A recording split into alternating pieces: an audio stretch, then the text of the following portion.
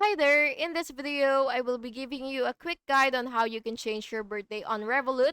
So please listen carefully to each step that I will be explaining because I will describe everything clearly so you can follow along even if your screen looks different. So before starting, make sure that you have the correct plan or version of the app or the website so that you will be able to have the full access of everything that you need. So first open your Revolut app or your website, and once you're here, you will go to the login section and log in with your credentials. Then after logging in, you will tap profile icon and then you will select settings and then personal details and then date of birth. Enter correct date of birth and then tap save and upload ID verification if prompted so that you will be able to actually verify your date of birth. Then after all that, your birthday is now updated on your account. And that's it.